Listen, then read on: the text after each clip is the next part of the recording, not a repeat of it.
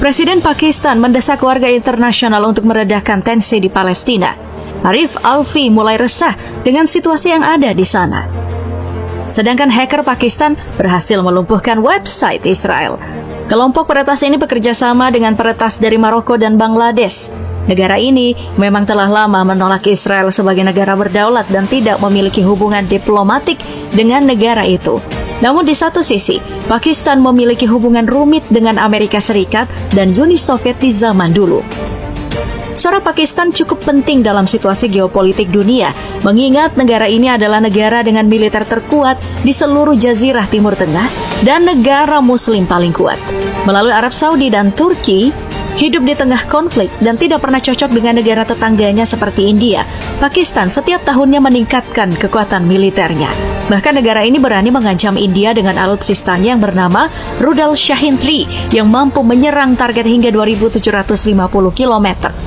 5 kota besar India bisa babak belur hanya dalam waktu bersamaan. Pakistan juga tanpa babi bu bebo memerintahkan pengusiran 1,7 juta imigran dari Afghanistan dari negaranya usai aksi bom bunuh diri di negara Asia Selatan itu yang disinyalir dilakukan oleh orang Afghanistan. Taliban pun tak berkutik. Pakistan ini cukup kuat untuk bisa seenaknya mengambil keputusan demi keamanan negaranya. Itu karena kekuatan militernya yang bukan isapan jempol. Berikut ini adalah penggambaran lengkap sekuat apa militer negara Pakistan.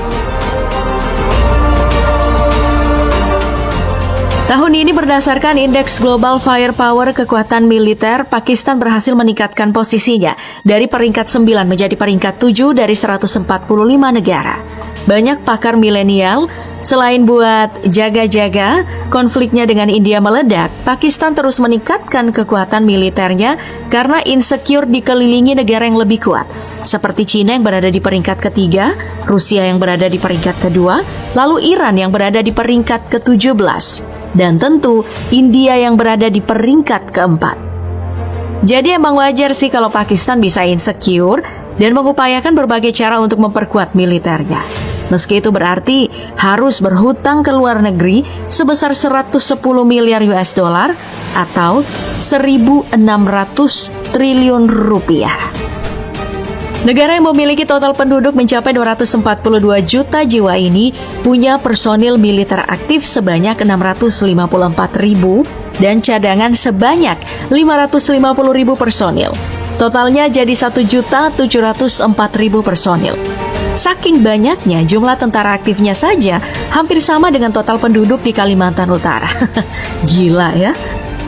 Personil ini pun dibagi menjadi 3, di Angkatan Darat ada 1.300.500 personil, Angkatan Laut 54.100 orang, dan Angkatan Udara 80.000 orang.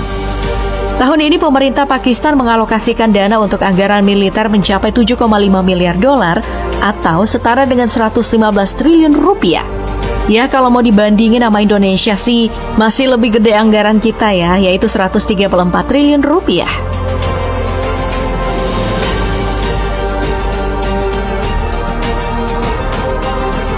Khusus untuk Angkatan Darat, Pakistan memiliki tank sebanyak 3.742 buah. Kendaraan lapis baja sebanyak 77.771 buah. Artileri swagerak sebanyak 1.225 buah. Artileri tarik 3.345 buah, dan artileri roket sebanyak 1.838. Pakistan juga dikenal sebagai satu-satunya negara Islam yang memiliki senjata nuklir.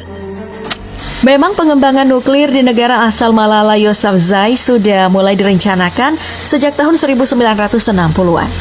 Pakistan mengirim utusan terbaiknya untuk mengikuti pelatihan nuklir dan menerima reaktor penelitian dari Amerika Serikat. Upaya itu semakin digalakkan saat itu Pakistan mengalami kekalahan dari India pada tahun 1971 dan menyebabkan Pakistan Timur merdeka dan kini menjadi Bangladesh. Proses pengembangan bom atom dimulai setelah gencatan senjata selesai di akhir Januari 1972.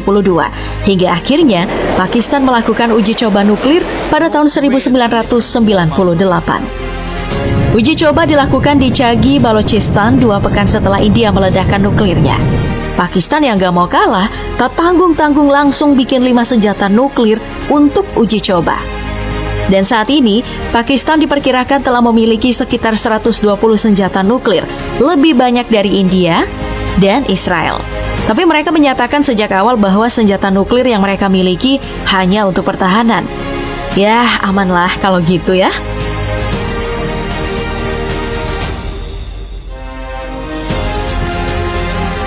Kita beralih ke angkatan lautnya nih.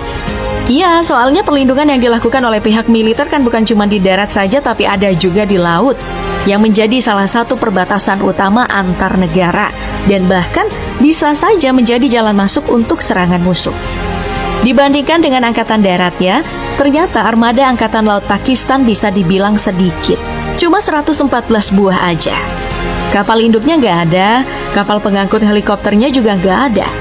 Angkatan Laut Pakistan cuma punya destroyer 2 buah, frigat 6 unit, korvet 2 buah, kemudian kapal selam ada 9, kapal patroli 48, kemudian kapal penyapu ranjau laut ada 3. Aku nggak tahu sih ya kenapa armada lautnya sedikit banget, mungkin karena wilayah laut Pakistan emang nggak luas kali ya. Lihat deh di peta, nggak luas banget kan? Nah, ngomongin soal angkatan laut Pakistan nih, for your information, di tahun 65 Bung Karno pernah memutuskan untuk mendukung Pakistan saat bertikai dengan India. Misi rahasia ini awalnya diberi sandi Operasi Nasakom.